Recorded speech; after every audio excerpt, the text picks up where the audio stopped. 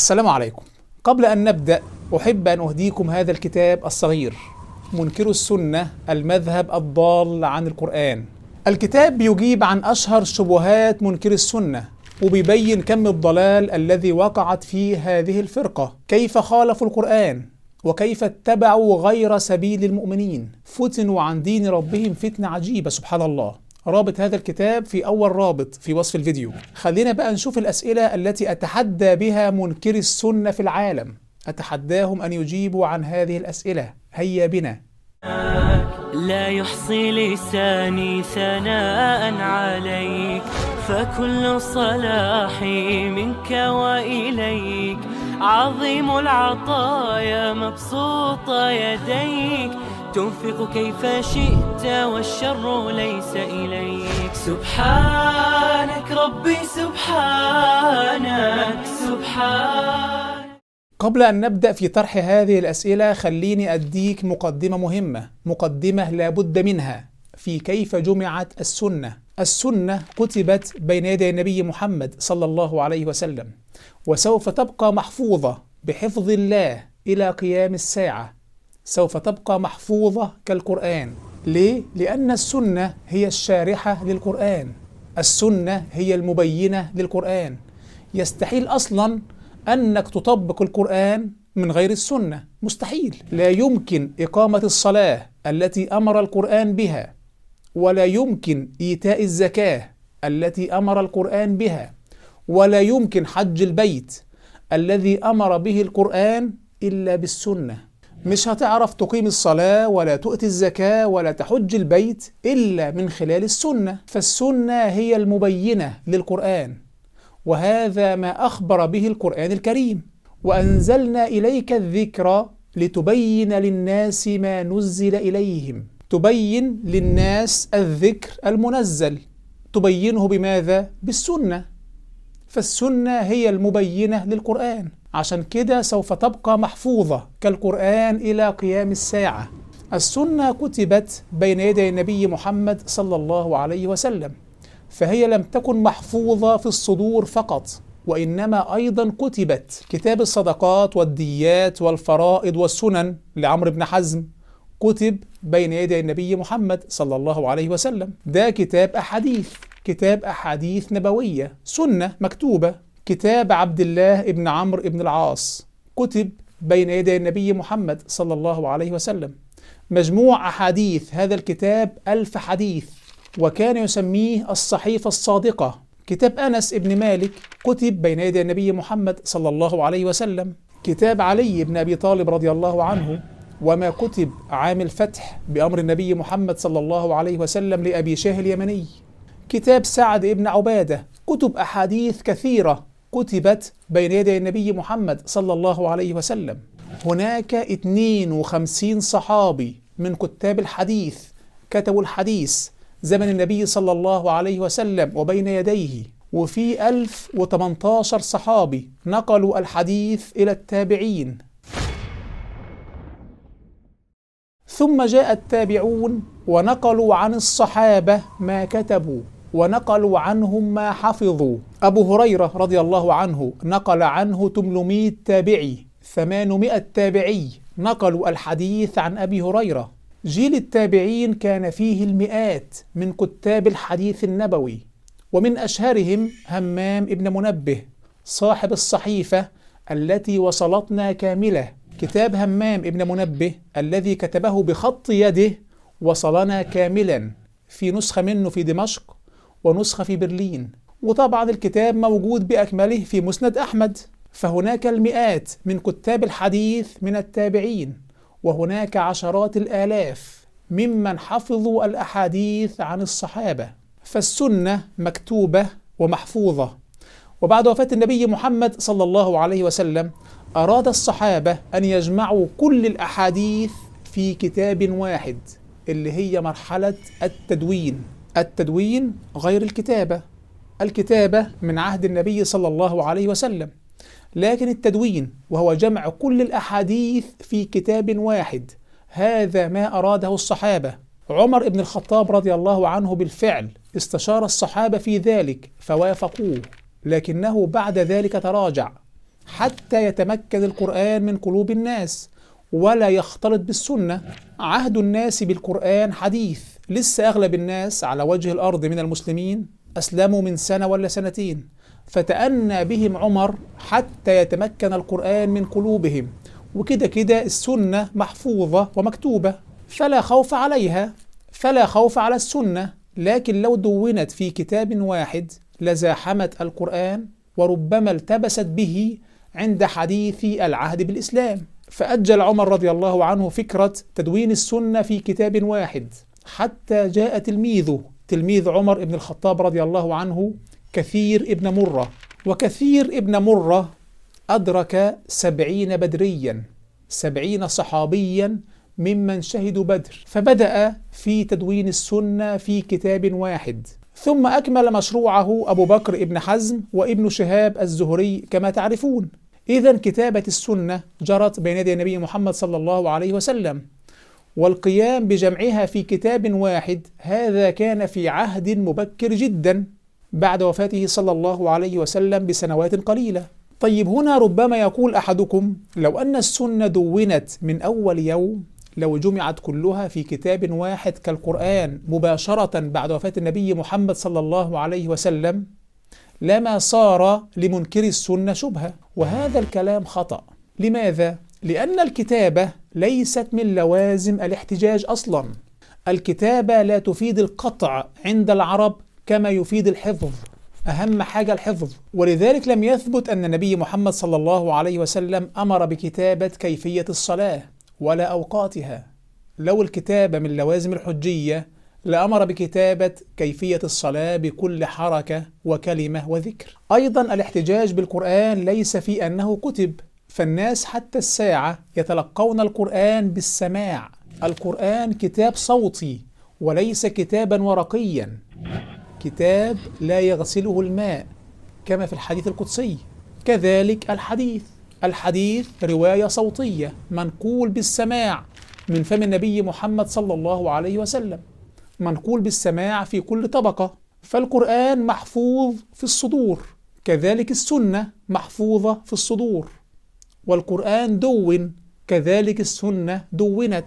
والاحتجاج في نقل القرآن بحفظ الصدور، كذلك السنة الاحتجاج في نقلها بحفظ الصدور. الرواية بالسماع هي الأساس لبعدها عن تطرق الغلط أو التصحيف اللي بيحصل في الكتابة. المشكلة إن اللي بيكتب بينسى وقد لا ينضبط المكتوب، ومع الوقت طالما أنك نسيت والكتابة غير منضبطة فلا يفهم المعنى.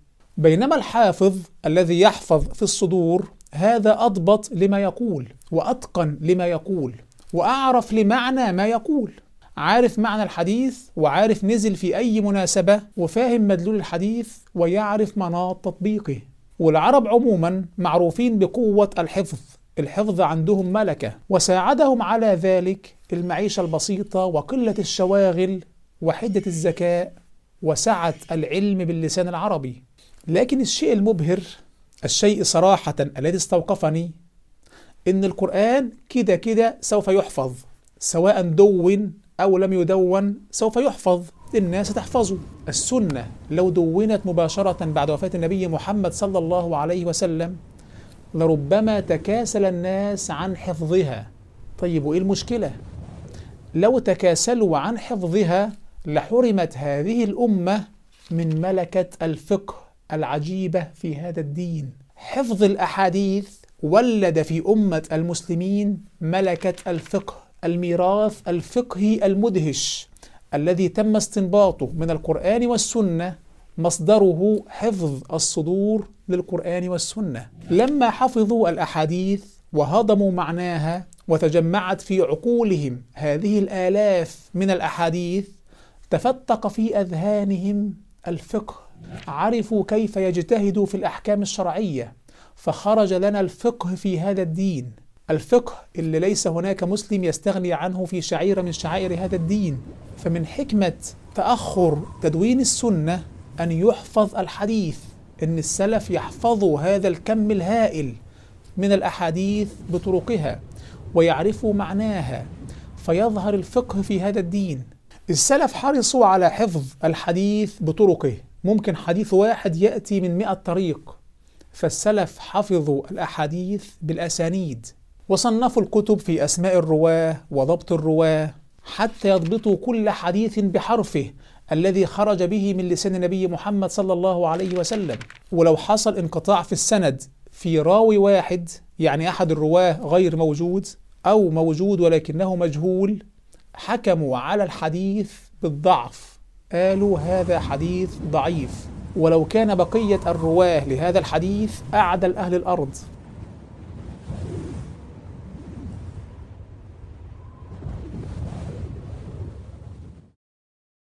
فالسلف كان عندهم غيرة شديدة على حفظ كل حرف خرج من فم النبي محمد صلى الله عليه وسلم.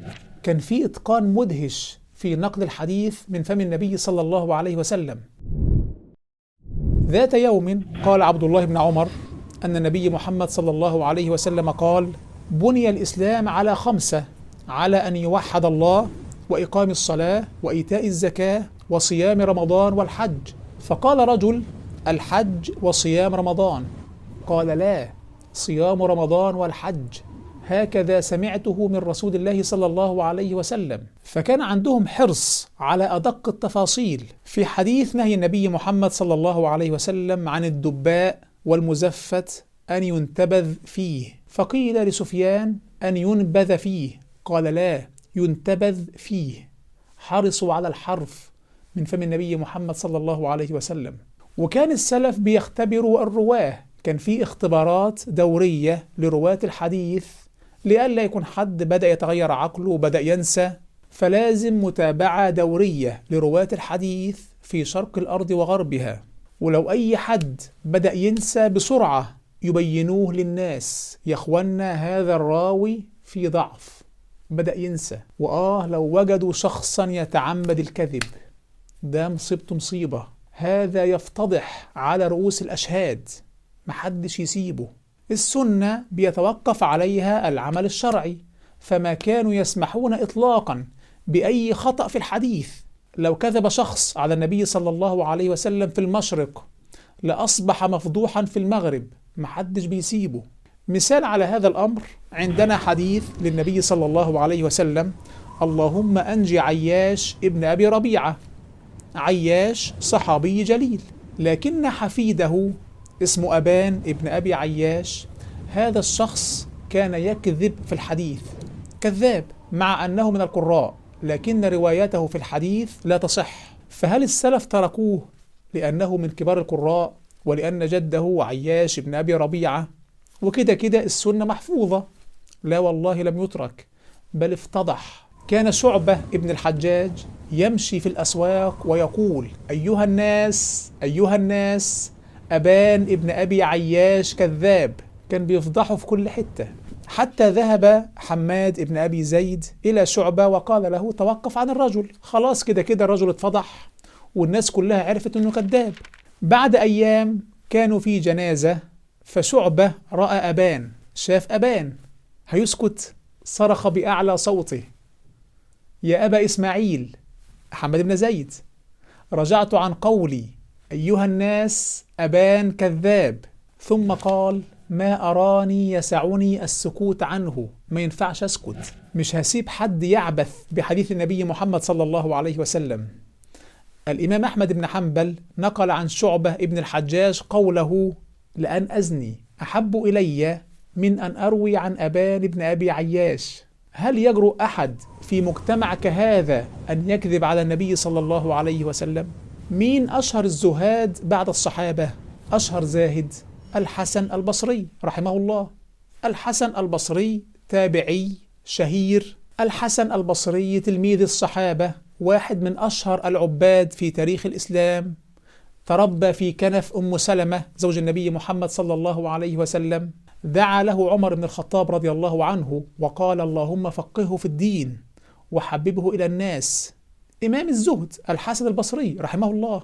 الحسن البصري على علو قدره هذا لو روى حديثا عن النبي صلى الله عليه وسلم فقال: حدثني الصحابي الفلاني، يعني مثلا حدثني ابن عباس أن النبي صلى الله عليه وسلم قال كذا، فحديثه صحيح على العين والرأس. لكن لو روى الحديث مباشرة إلى النبي صلى الله عليه وسلم دون أن يذكر اسم الصحابي أو اسم التابعي الذي حدثه بهذا الحديث، فحديثه ضعيف، حديث مرسل ضعيف لا يعتد به. متخيل يرد حديث الحسن البصري؟ نعم، يعني هل مثلا الحسن البصري هيكذب؟ لا طبعا، لكن هناك عقيدة تؤخذ من الحديث، هناك فقه يستنبط من الحديث، فلازم تعرفني من هذا الشخص الذي روى لك هذا الحديث. يمكن هذا الحديث رواه لك تابعي، فلازم تعرفني من الذي روى لك هذا الحديث. فالسلف رضي الله عنهم ضبطوا كل حرف بسنده إلى النبي محمد صلى الله عليه وسلم. طيب الأعجب من كده، الإمام حفص الذي يقرأ أهل الأرض القرآن بقراءته، يقول لك حفص عن عاصم. حفص الذي ضبط طريقة تدوير كل حرف في كتاب الله عز وجل، ضبط مخرج كل حرف في القرآن بالطريقة التي نطقه بها النبي محمد صلى الله عليه وسلم. إمام القراءات، حفص إمام القراءات، لكنه في الحديث ضعيف. متخيل؟ لما انشغل حفص رحمه الله بالقراءات وتعمق فيها وصارت تمتلك عليه وقته، قل ضبطه لألفاظ الحديث، فهو في الحديث ضعيف. لو أي حديث في سنده حفص فهذا الحديث ضعيف. فالسلف ما كانوا يستحون في ضبط كل حديث عن النبي صلى الله عليه وسلم، لم يخجلوا من تضعيف أحد مهما على قدره. بعد زمن الصحابة كان في فتنة ظهرت اسمها فتنة خلق القرآن. فتنة ظهرت أيام الخليفة المأمون واستمرت سنوات طويلة، 30 سنة تقريبا. حاول أن تتخيل أن الخليفة المأمون استطاع أن يمتلك حديثا واحدا، حديث واحد فقط يدعم موقفه في القول بخلق القرآن. تنتهي هذه الفتنة تنتهي.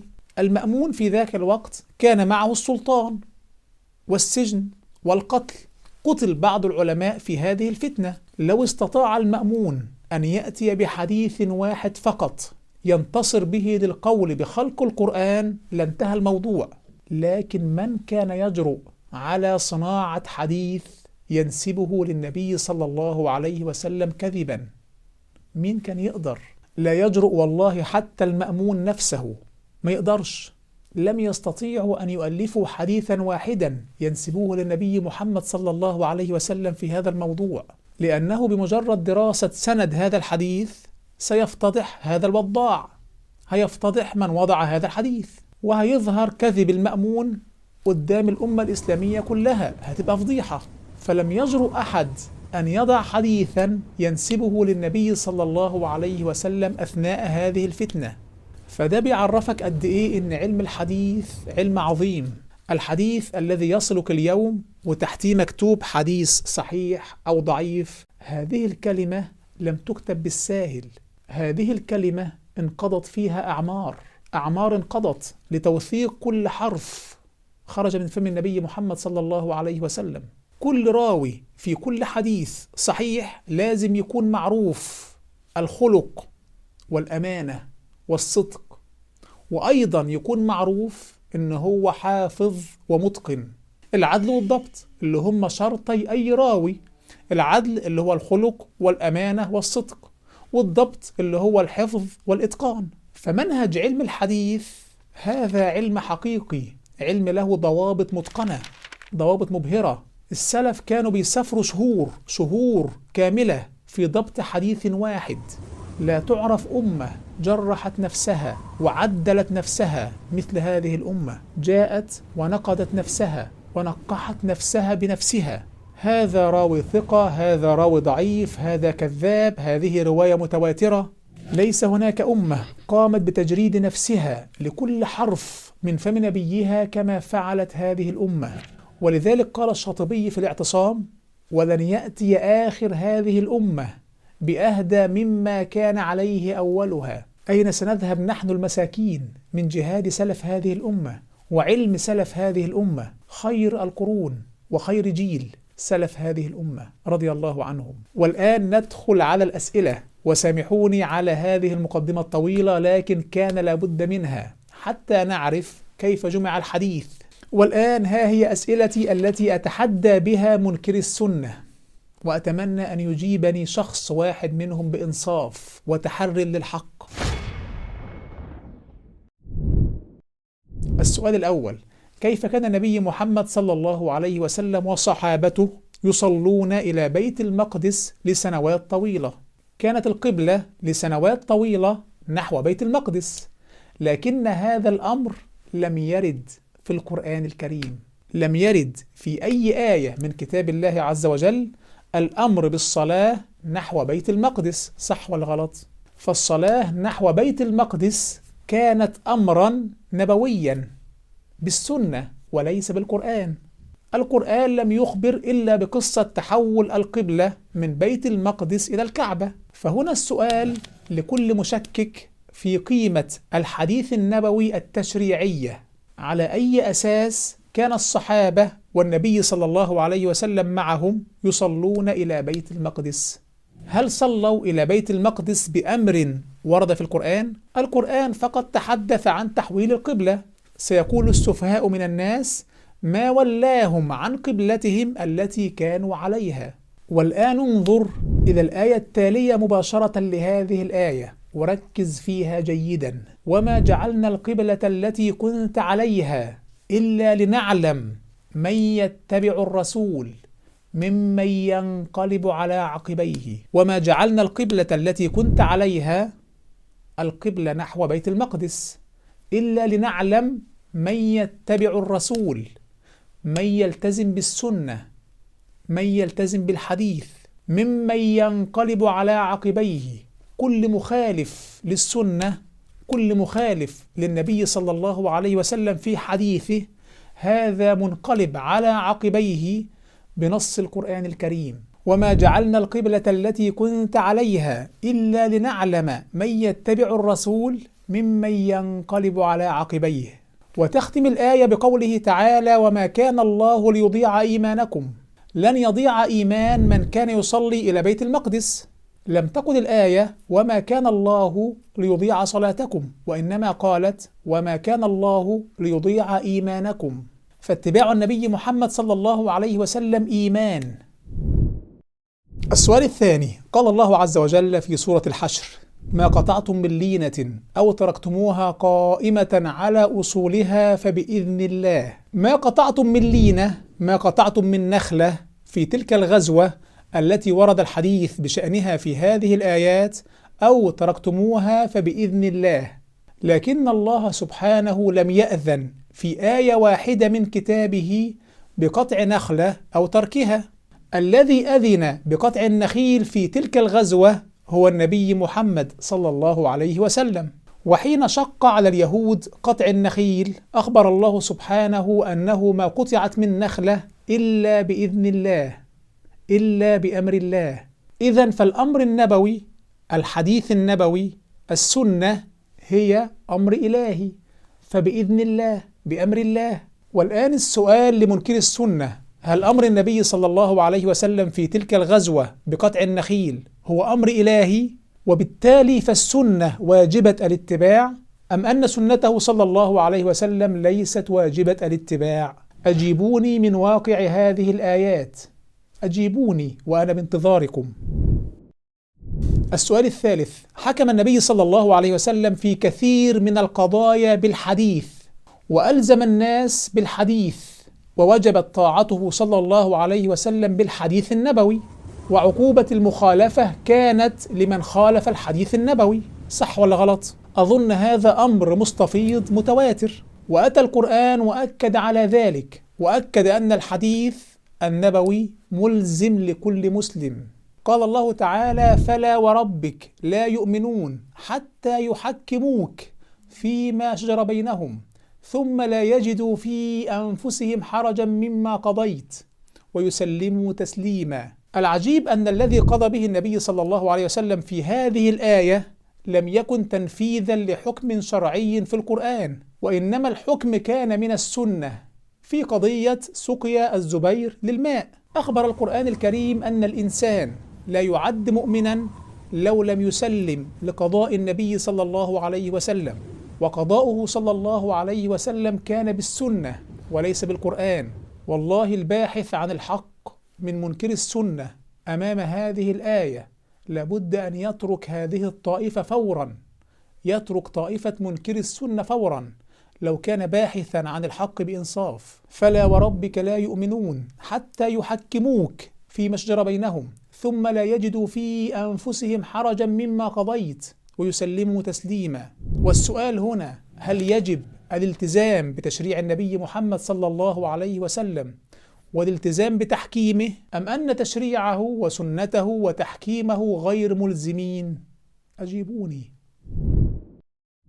السؤال الرابع: القرآن الكريم يطلق الأمر بالتأسي بالنبي محمد صلى الله عليه وسلم تأسي مطلق به، ولم يستثني أو يقيد أو يخصص هذا التأسي، بل هو مطلق التأسي، مطلق الطاعة للنبي صلى الله عليه وسلم، مطلق الانقياد له، ومطلق التحذير من مخالفته صلى الله عليه وسلم. آيات القرآن في هذا صريحة نعرفها جميعا. لو كانت طاعة الله سبحانه هي فقط الواجبة لقيد التأسي وقيد الاتباع للنبي صلى الله عليه وسلم بما يوافق القرآن فقط، صح ولا غلط؟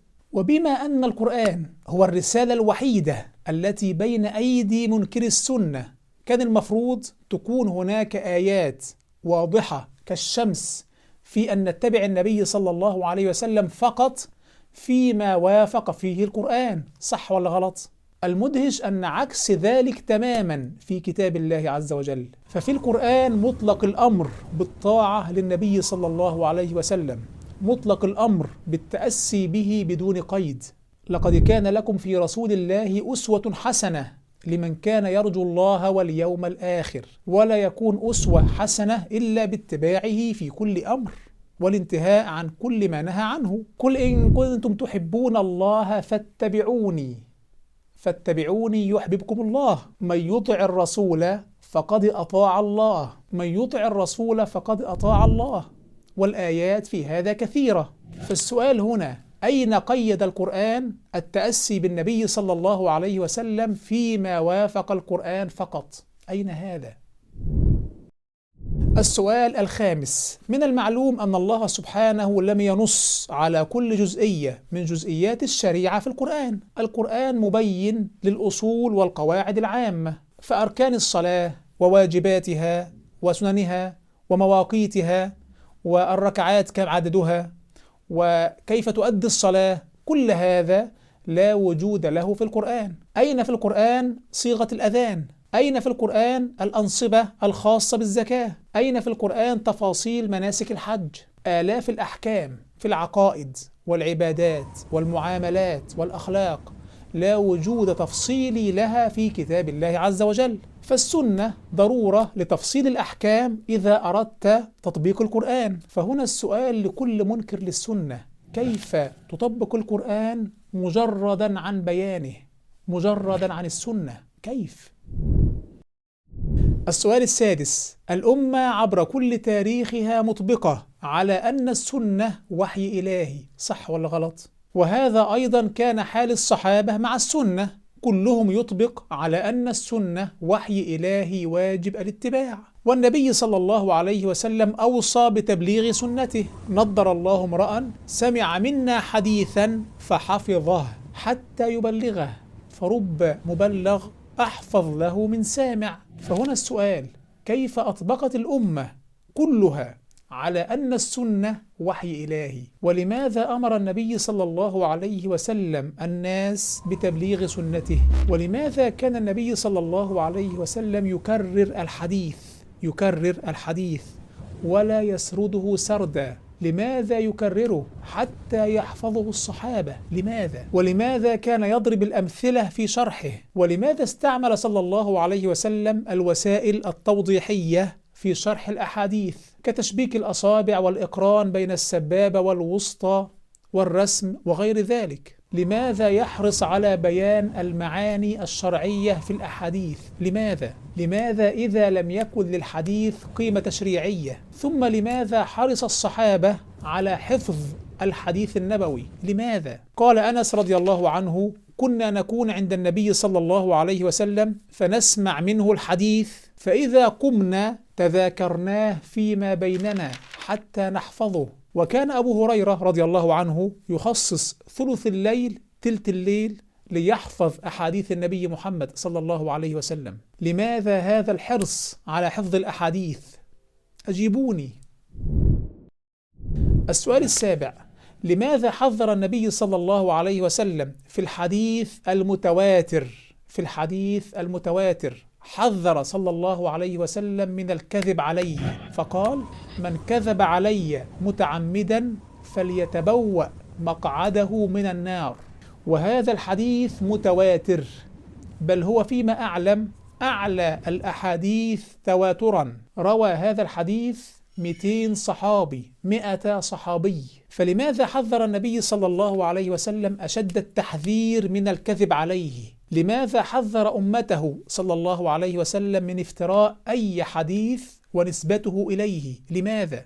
طالما أن السنة ليست لها حجية، لماذا التهديد والتحذير بالنار من افتراء حديث، من افتراء سنة ونسبتها إلى النبي صلى الله عليه وسلم؟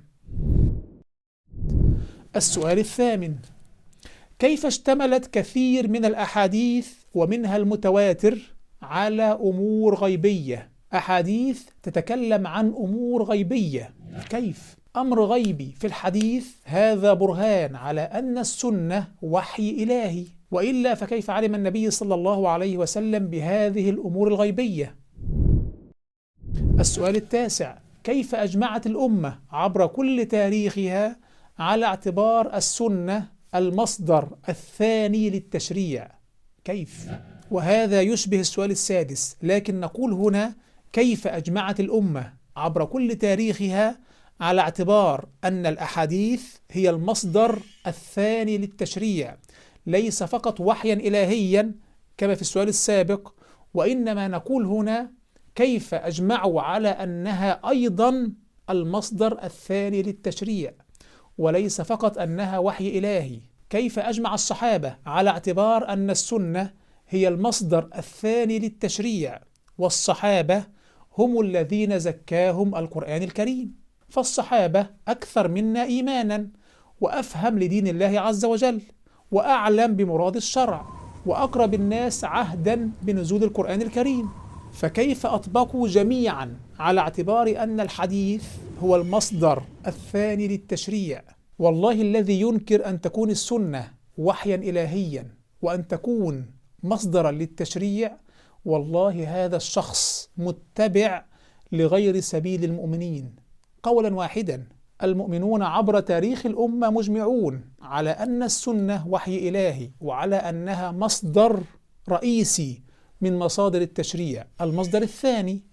فمن ينكر السنة هذا قولا واحدا متبع لغير سبيل المؤمنين.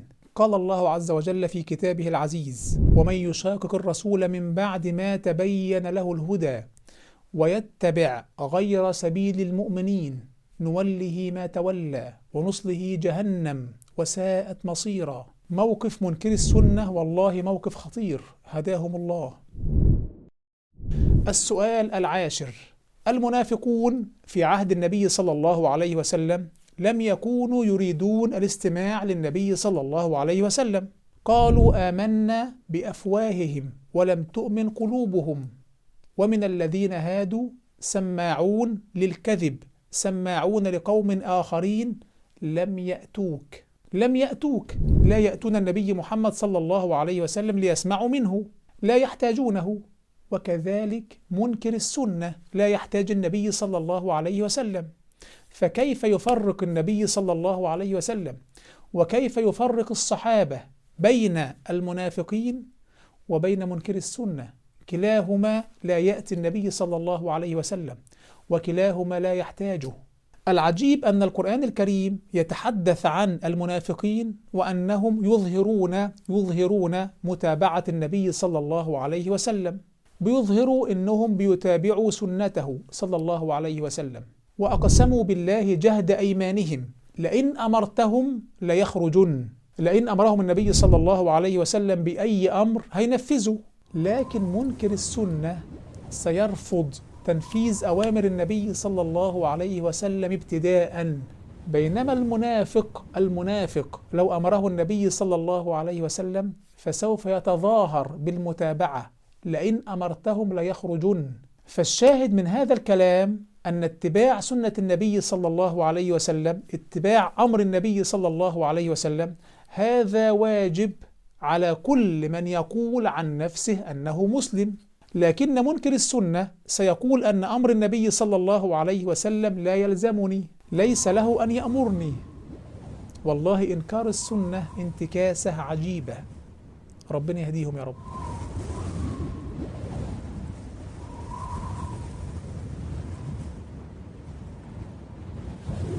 هذه كانت الأسئلة العشرة، فهل يستطيع منكر للسنة أن يجيب عنها؟ الآن ننتقل لنقطة مهمة جدا نختم بها هذه الحلقة، نقطة مهمة جدا، وهي منزلة السنة في القرآن الكريم.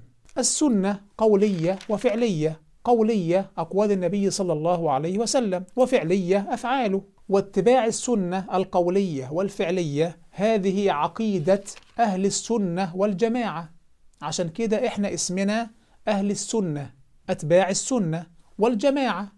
لكن نفاة السنة، منكري السنة، ليسوا بالبداهة من أتباع السنة، فليسوا من أهل السنة، وبالبداهة هم أيضا خالفوا جماعة المسلمين، فمنكروا السنة ليسوا من أهل السنة ولا الجماعة. والسنة القولية والفعلية مبينة للقرآن كما أوضحنا، وأيضا السنة مخصصة للقرآن، تخصص العام في القرآن. قال الله عز وجل: حرمت عليكم الميتة، هذه آية عامة، الميتة محرمة، لكن تأتي السنة لتخصص من هذا العام ميتة السمك والجراد، فأكل السمك وأكل الجراد الميت حلال. أحلت لنا ميتتان السمك والجراد. صحيح منكر السنة كيف يبيحون لأنفسهم أكل السمك. أيضا السنة تقيد المطلق: والسارق والسارقة فاقطعوا أيديهما. كيف يكون القطع؟ ما هو نصاب السرقة؟ هذه كلها تبينها السنة. أيضا السنة لها تشريع مستقل، كما مثلا السنة تحرم أن يجمع الرجل بين المرأة وخالتها أو بين المرأة وعمتها، وهذه أمور لم ترد في القرآن. فالحاجة للسنة كالحاجة للقرآن، والاستغناء عن السنة كالاستغناء عن القرآن. ولذلك من البديهيات أن يأمر الإسلام باتباع السنة لأنها الإسلام. واذكرن ما يتلى في بيوتكن من آيات الله والحكمة. آيات الله القرآن، والحكمة السنة، وهذا بإجماع المفسرين. وأنزل الله عليك الكتاب والحكمة، الكتاب القرآن، والحكمة السنة. قل أطيعوا الله وأطيعوا الرسول فإن تولوا فإنما عليه ما حمل وعليكم ما حملتم وإن تطيعوه تهتدوا. إنما كان قول المؤمنين إذا دعوا إلى الله ورسوله ليحكم بينهم أن يقولوا سمعنا وأطعنا وأولئك هم المفلحون. ومن يطع الله ورسوله ويخشى الله ويتقه فأولئك هم الفائزون. وما آتاكم الرسول فخذوه وما نهاكم عنه فانتهوا. فأمر النبي صلى الله عليه وسلم ونهي النبي صلى الله عليه وسلم هذا وحي كالقرآن، وهذا ما فهمته الأمة عبر كل تاريخها. في البخاري عن عبد الله بن مسعود رضي الله عنه قال: لعن الله الواشمات والمتوشمات، الحديث. فجاءته امرأة وقالت: بلغني أنك لعنت كيت وكيت.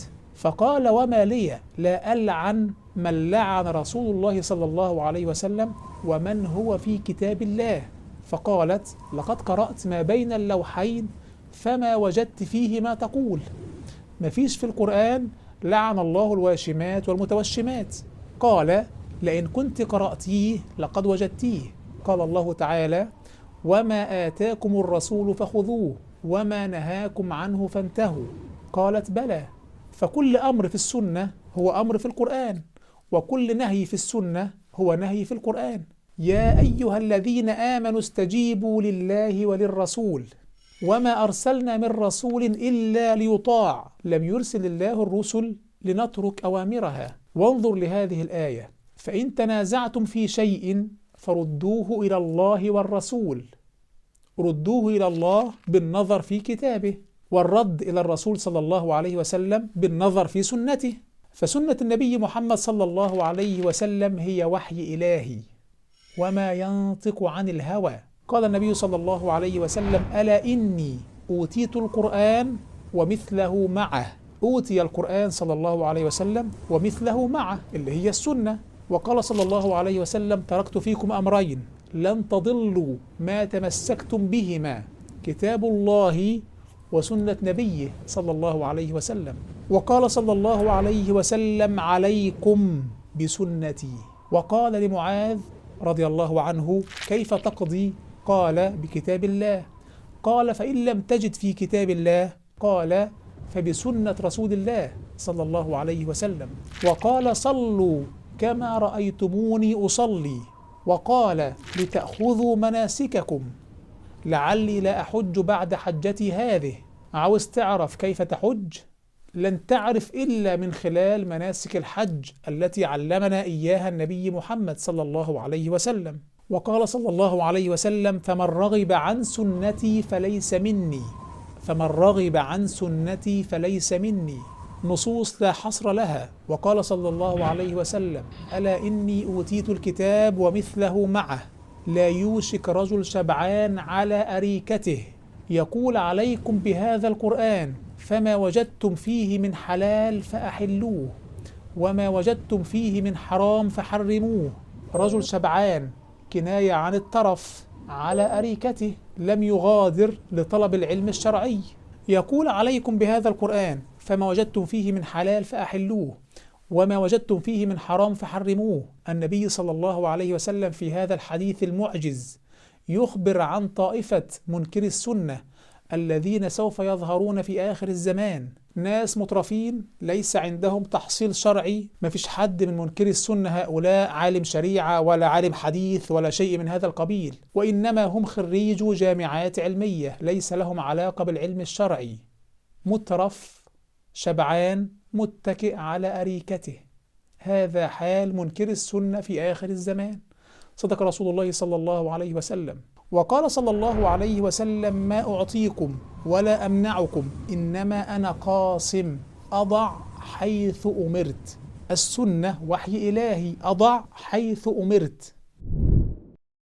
تخيل واحد بيقول لك إن الصلاة هي إنك تبص في السماء تفكر في الله عز وجل، هذه هي الصلاة. ما فيش ركوع ولا سجود ولا أي حاجة من أركان الصلاة ولا واجباتها ولا أي من هذه الأمور. هل في منكر للسنة يقدر يخطئ هذا الإلحاد في دين الله؟ لن يجد أي رد على هذا الإلحاد في دين الله عز وجل. فهذه مشكلة منكر السنة، إن هم بوابة لأي إلحاد في دين الله، وليس عندهم ما يعصم من هذا الإلحاد، بل هم مدخل مباشر لأي ملحد في دين الله سبحانه. لذلك فإنكار السنة مصدر لفتنة كبيرة في هذه الأمة، مصدر لفتنة في هذه الأمة. وقد أخبر الله سبحانه: ومن أصدق من الله قيلا. أخبر سبحانه أن مخالفة أمر النبي صلى الله عليه وسلم ومخالفة اتباع النبي صلى الله عليه وسلم هذه فتنة، فليحذر الذين يخالفون عن أمره، عن أمر النبي صلى الله عليه وسلم، أن تصيبهم فتنة أو يصيبهم عذاب أليم. فهؤلاء مدخل للإلحاد ومصدر فتنة في هذه الأمة، وكان الله شر هذه الفتنة. قال الله عز وجل: وأطيعوا الله وأطيعوا الرسول واحذروا. أصلحنا الله وإياكم.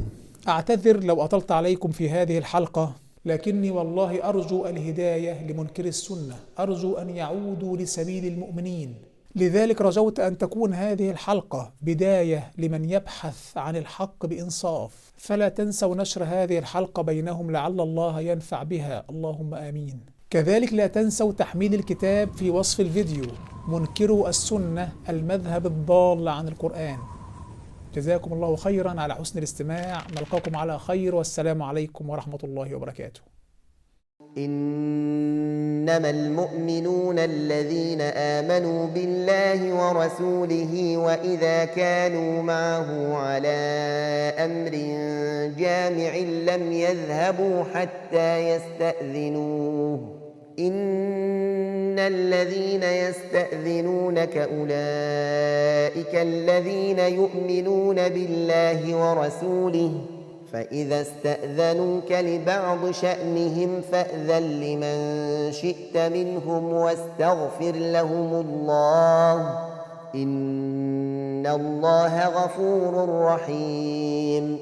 لا تجعلوا دعاء الرسول بينكم كدعاء بعضكم بعضا، قد يعلم الله الذين يتسللون منكم لواذا، فليحذر الذين يخالفون عن أمره أن تصيبهم فتنة أو يصيبهم عذاب أليم. ألا إن لله ما في السماوات والأرض، قد يعلم ما أنتم عليه ويوم يرجعون إليه فينبئهم بما عملوا، والله بكل شيء عليم.